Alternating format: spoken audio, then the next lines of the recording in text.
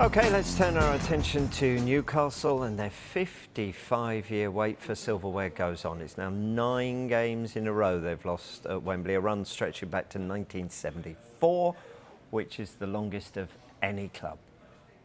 Yeah, it hurts immensely because you feel like you failed. You feel like you've not achieved what you wanted to do, so naturally all a negative sea of emotion hits you, and that's how it should be in that moment, I think. I don't think there's any other way to feel.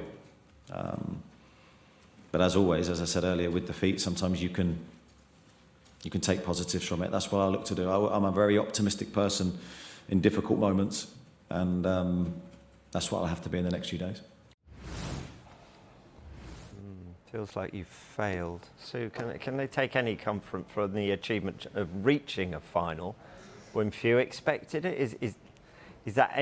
Or I'm just grasping at straws here? No, I think when they reflect on it, of course, that's what you'd say. You'd say, well, at the moment, Newcastle are ahead of schedule where they are in the league, competing for top 4, getting to a cup final. But I just think at the time, you're so disappointed because obviously when you get there, you want to go and win. And, you know, all of the fans that went there and supported them, you've got that real...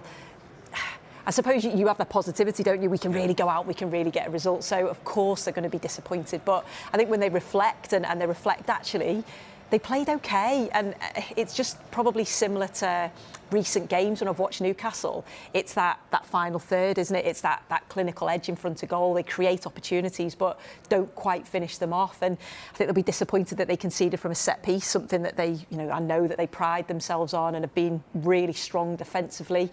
But on the whole, once they've had time to think about it and digest it, of course, you've got to be proud that you've got to a cup final, and then you've just got to say, well, OK, we've been there, we didn't win it, let's get to another one, and let's go and win that. I mean, we saw those shots of the fans in Trafalgar Square. They came down in their thousands, didn't they, for this one, put on a good show. Is the feeling then that they came more in hope than expectation, or was there an expectation amongst them that they should have won this trophy? Well, I was at the game yesterday, and when I travelled in on the tube to Wembley, the Newcastle fans that I was sat with were saying that they thought they could win the game. They thought they had enough. They felt with Bruno back in the team that would sort of push the levels up. Then when I travelled back after the game, the fans were so proud. They were saying, if you'd have said this is where we were from a year ago, when Eddie Howe came into the club and what have you, just over a year ago, he said we would have been absolutely delighted to say where we are. They're now talking about, yeah, it's great getting to a cup final, but they're not even talking Champions League places. They're talking about just getting into Europe will be a huge success for where the club is at and where it's going. They're proud every week to go and watch what they're seeing. It's football that is getting them off the edge of the seats, and that's what they wanted as Newcastle fans. So I don't think there's a degree of expectation from the fans. I think they're happy with the path that the club's on. You'll get fans who do expect, and you'll get some who are more pragmatic in the way that they look at where the club is at the moment. So I think there's a very fine balance, but I think on a whole, Newcastle fans are delighted where they're at, and they knew that it was a tough game yesterday against a good Manchester United team. Well, first final since 1999, and as you're both saying, over the past year, the progression has been really good. So it begs the question now, are they here to stay? The argument is they've got a taste of this, and it will inspire them. Now they've found a way to Wembley, they will keep finding that way. Or is there the argument that actually Wembley finals don't come round very often, and if you don't seize your chance, it might not come again?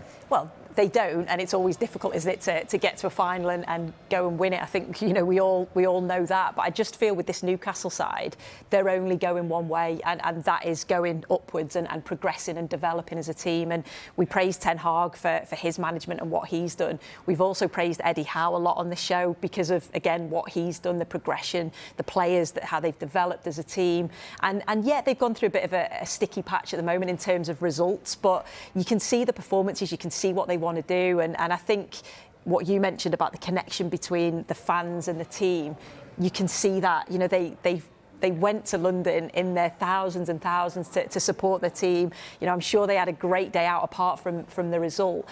But they'll want more of that because, you know, supporting their team and watching what they're doing and watching that development, and of course they'll want more. Of course the players want more. You saw Bruno Guimaraes there in tears because he's so disappointed that they didn't win the game. But there's much more to come, and I only see Newcastle going one way, and that's up. Yeah, no win in the league since mid-January. Yeah. The form just dipping at the wrong moment, wasn't it? When the players go into training, maybe a warm down today or tomorrow, what will the atmosphere be like there? And it's actually Eddie Howe's biggest challenge here, but trying to pick them up from that and making sure this season doesn't go off the rails. Yeah, I think often when you're playing a cup final, it's towards the end of the season. So you go away in the summer and you can regroup a little bit. This is different when you play the Carabao Cup final. I've done it myself where I've lost a final. Lost when we were at Aston Villa. We were probably a similar club to Newcastle, the way Newcastle are at the moment. We were trying to get in the top 4 positions. We felt we could break into that.